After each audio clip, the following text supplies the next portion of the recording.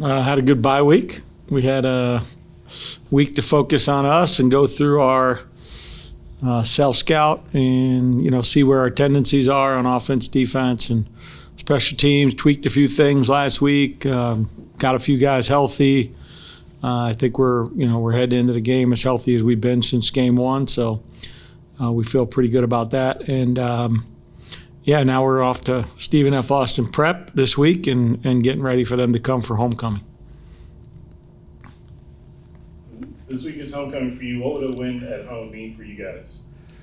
Well, you always want to win at home. I think it's great for our fans. It's great for the community, our alumni. They come here, they pay their money for their tickets to see us win. They don't come see us lose. So good opportunity for us against a really good team that's coming in here hot.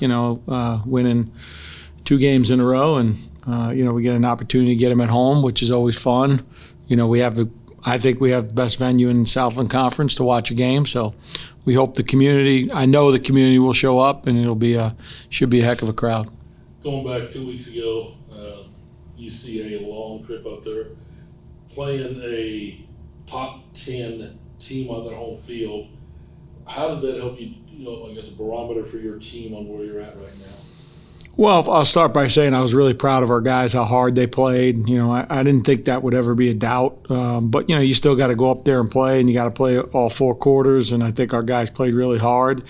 We had some really good opportunities in the game. We just, unfortunately, half of them we didn't turn into points. And I think in a game like that, you got to keep pace and you got to continue to put pressure on. And it started with a great opening drive that ended with a missed field goal, and we just got to take advantage of those opportunities. And I do think that we showed physically that we can be in a game like that against a team that I think is pretty good. I know they lost to Abilene this week, but Abilene got out ahead and held on, and Central Arc really stormed back at the end of that game. But I think they're a really good team, and I think our guys showed that they're in a good spot right now. We're not where we want to be yet, but I'm certainly don't think we're where we used to be either as far as the way we played that game. So the off week, did it come at a good time for you prior to conference starting? Give you time to just refocus, readjust, and get ready for conference play? I think it was good because we played our super physical game against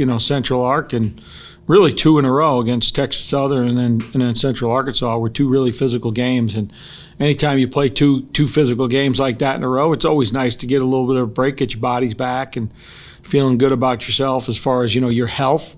We had some guys with some nicks and bruises, nothing really that bad, but just that 3 days off we had, Sunday, Monday, Tuesday, really gave them an opportunity to get their bodies right. And we were able to practice hard on Wednesday, Thursday, and then Friday we practiced light with the upperclassmen and got, had some scrimmaging with the underclassmen. So it was a great week.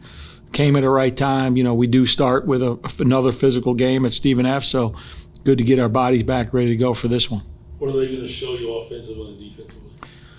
Offensively they're spread. They do use 2 tight ends a lot, but they're going to spread the ball around, run RPOs. They got a Baylor transfer running back who's he's a load. He's a bigger guy, probably about 220. That runs pretty hard and he's got some speed. I wouldn't say he's a breakaway guy, but he's definitely got some speed. And then they're physical up front. I think both sides of the ball, their lines are big, and it's going to be one of those things that we have to slow them down on defense and tackle, get guys on the ground, make them go a long way. And, they got 2 receivers that I think are excellent, 4 and 7. And, we got to do a really good job making sure we get those guys down on the ground. Kind of coat date on this questions a little bit. Talk about the home game, homecoming. Any distractions, or is that impact the team at all on the field? Well, I think inherently there's always distractions when you're at home.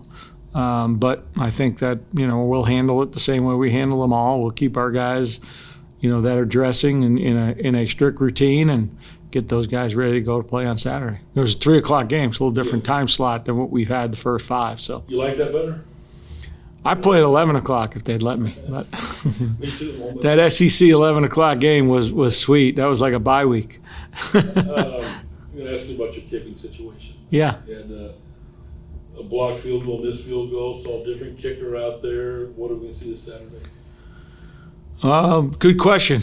I think Chris Skata had a pulled groin, tried to kick through it, didn't work out, so we had to get Ben in the game. He did a really good job on short notice, and Chris took about 4 days off, to get that groin back. It was on his kicking leg, which is never easy. So he seems to be back. We're going to kick live field goals tomorrow, so I think at the end of the day tomorrow we'll have a pretty good idea who it's going to be. The past couple of weeks, y'all been dealing with some issues with penalties. Is that one thing y'all focused on in the bye week to kind of clean up? Yeah, I think we had 6 against Central Arc, which I thought we cleaned it up a whole bunch. One of them was after the ball penalty. One of them was a phantom face mask on KG on the interception, which, when you watch it, KG's the one who gets his helmet pulled off. So I think they kind of mixed that one up. So, I would say five legitimate penalties. I think we've done a good job from 18 where we were against Mississippi Valley. But, we're always continuing to work on it, and really be disciplined with our guys and making sure that they get held accountable for anything that happens in practice that looks like a penalty. Coach, you're one of the conference started league play in waves this year, obviously with McNeese, and I believe it was SFA getting started. And we're now one of 3 teams that this will be our conference opener, still yet to play it. Do you like that? Does that bother you? Would you rather start a conference play earlier? Do you kind of like sitting back and being able to see where other people kind of get a gauge of where they're at in the standings earlier? Does any of that even come into play at all? No, I don't think it matters. I think you play them when they're scheduled, and that's just kind of the way the chips fall. With obviously SFA joining late, I think that kind of threw a lot of things into a tailspin. But our schedule worked out fine, and there doesn't seem to be any issues with the way it's playing out right now. So you just play them where they are. I think it's fine. You'd like to all start on the same weekend. That gives the conference a little juice as far as the media and rolling it out. But it's got to play them. So here it comes, 7 in a row.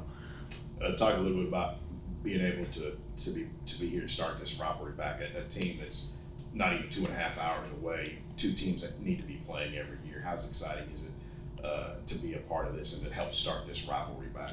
Yeah, it's good. I think, the United Football League kind of held themselves at a really high standard as far as, or in high regard, I should say. And I think that it's a great test for the Southland Conference, to be bringing in a team that was in the United, recruited in the United, and then get a chance to play those guys, when they would consider themselves, the premier FCS conference in the country.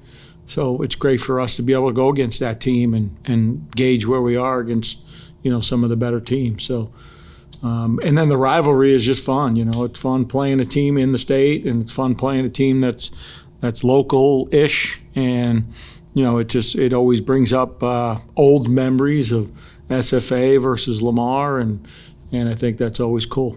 Does recruiting play into that at all? That's a team, obviously, geographically, you recruit against. Recruiting plays in everything we do. Yeah, of course. I think it's it's an opportunity for us to be able to, because they beat us on a lot of recruits, quite honestly, when I got here, because Lamar hadn't won any game. And now we're kind of getting back on our feet here and moving the program forward. So this would be a big win for us in recruiting. Any other questions for Coach? All right. Thank you.